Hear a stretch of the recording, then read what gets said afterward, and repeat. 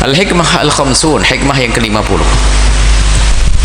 La saghirata, qala al-musannif rahimahullah ta'ala, nafa'ana Allah bihi wa bi ulumihi wa bi ulumi masyaikhihi fid dharaini amin, ila anqal la idza qabalaka adluhu wa la kabirata idza wajahaka fadluhu. La saghirata, enggak ada dosa kecil. Tidak ada istilah dosa kecil kalau sudah Allah membalas dengan keadilannya. Karena kalau sudah Allah memberlakukan sifat adilnya Allah untuk kita, hancur kita. Hancur kita. Kalau biarpun itu dosa kecil, jangan remehkan biarpun dosa kecil. Kalau tidak diampuni oleh Allah, cara menebusnya ya masuk neraka. Dan neraka itu menyeramkan.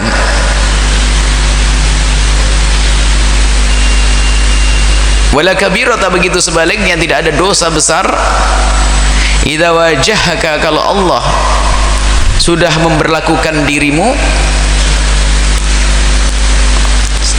jika yang diberlakukan kepadamu adalah fadluhu, karunia Allah. Ada keadilan, ada karunia.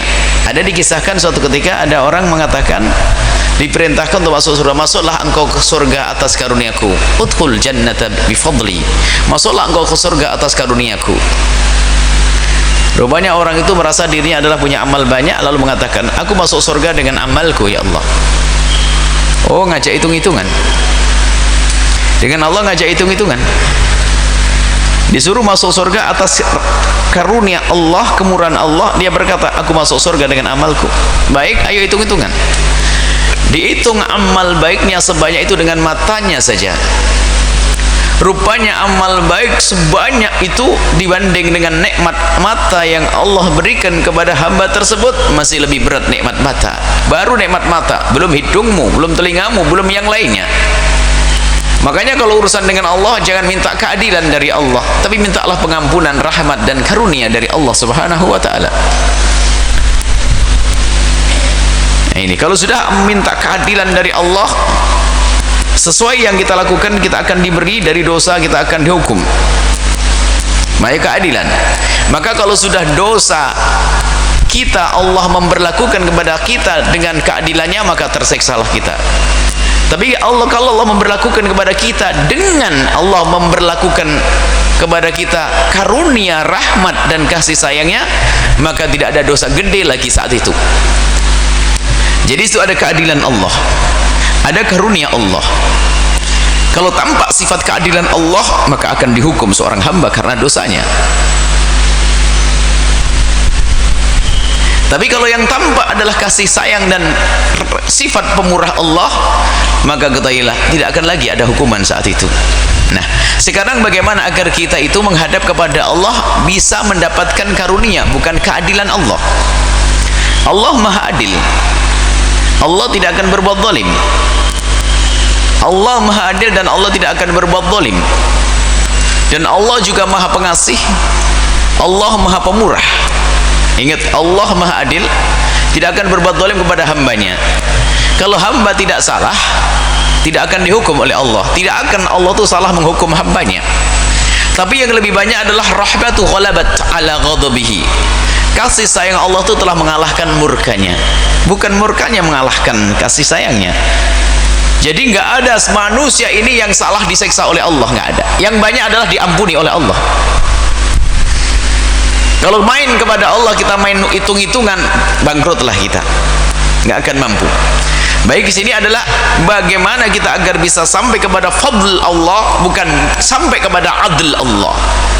Adl Allah menakutkan. Semua yang kita lakukan dihitung dan dihukum kita. Ayo, hari ini Anda melihat apa? Di alam nyata, di jalan-jalan, apa? Mulai dari aurat yang terbuka dan sebagainya, tanpa sengaja di televisi di rumah kita. Apalagi? Mau hitung-hitungan dengan Allah, nyungsep kita.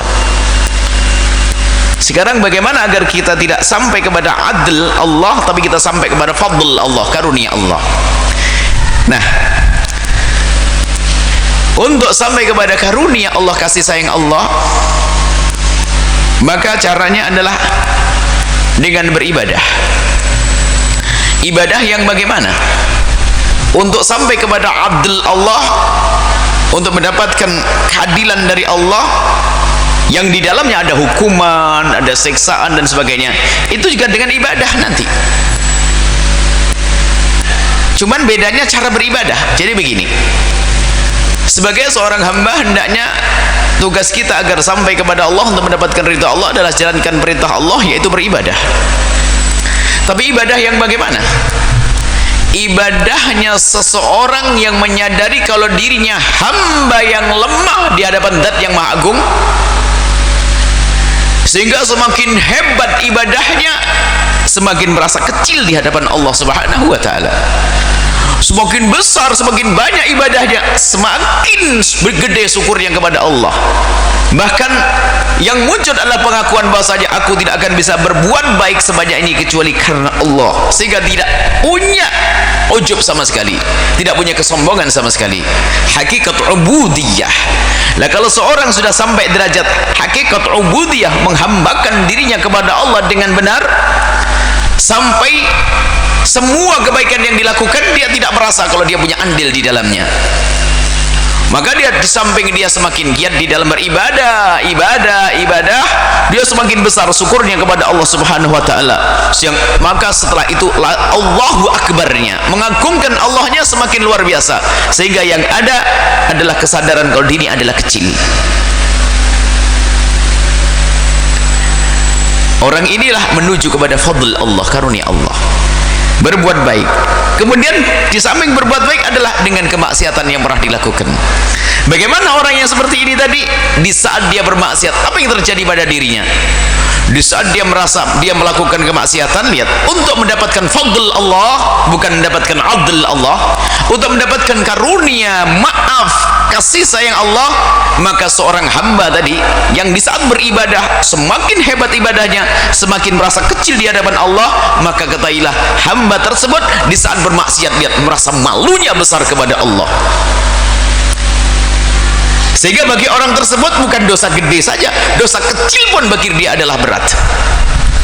Karena urusannya adalah apa? Ini urusannya dengan murka Allah Subhanahu wa taala. Sehingga muncullah orang seperti itu menjadi yang di saat melakukan sebuah kemaksiatan yang adalah derai air mata, tangis, penyesalan dan penyesalan, biarpun itu katanya dosa kecil, maka bagi orang ini la saghirata la kabirata, dosa gede pun tidak ada artinya di hadapan Allah. Karena apa? Allah akan memandang orang ini dengan kasih sayangnya, dengan karunia-Nya, maka biarpun gede dosanya